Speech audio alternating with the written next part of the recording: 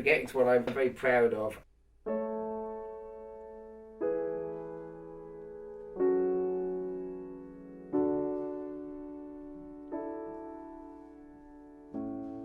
It's obvious what the idea behind the song is. It's novel, you know, you don't hear many songs like this. It's probably the quietest bit of recording I've ever done. I was really virtually speaking the words. Crawling and walking, running and sweating, forgetting, lying and cheating, aiding and abetting, forgetting.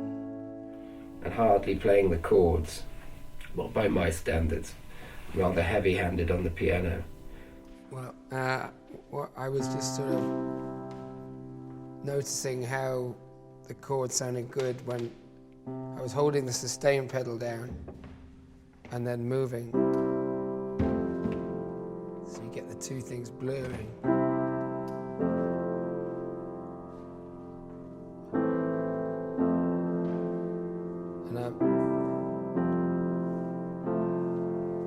It was just noodling around like that, and that made me think, because it suddenly became very dreamy,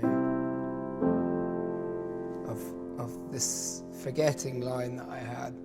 And that's when I got my notebook out and I thought I should look for some chords, and I don't know why I plumped for the ones that I did, but they were the ones that I chose. It's always a rhyme. I don't know why I'm so hooked on rhyme, but I just am. It's, you know, it's the way that it is. The first line was crawling, walking, running, sweating, and then forgetting. Heavy drinking, heavy sleeping, heavy makeup, heavy petting, forgetting, forgetting.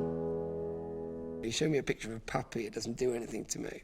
But old people somehow, I'm very affected by the fact that they're sort of marooned in this other world. And I'm only not even 40 years old yet, but I'm starting to appreciate just how bizarre that must look. Itching and scratching and punching and hitting, forgetting, forgetting. But yeah, just what starts to happen to the mind. And the idea that memory is a totally subjective thing. This isn't what happened, it's what you chose to remember.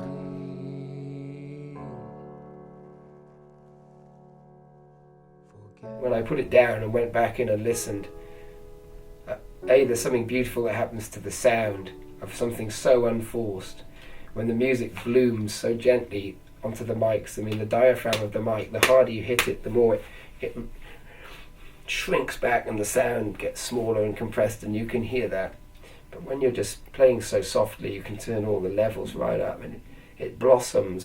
We choose to forget most things most of the time because life would be just too painful if you had to sort of remember just how painful life is for so many people, and the fact that your existence is propped up on this incredible pyramid of sort of downtrodden masses or whatever it is.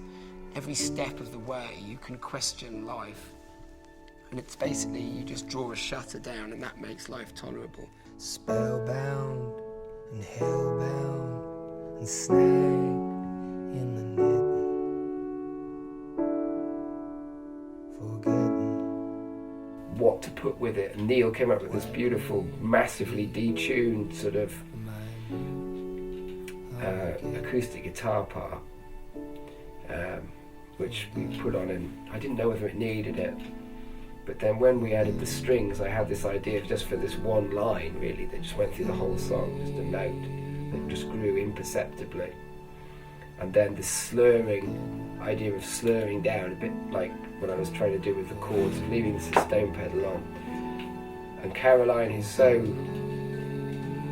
adept at interpreting my sort of crude instructions, just sort of started to do these harmonics, calling down, and we recorded it in stages because it was literally physically impossible to keep the tumble of notes going on. But anyway, that little magic moment, that almost slightly Blade Runner-y kind of like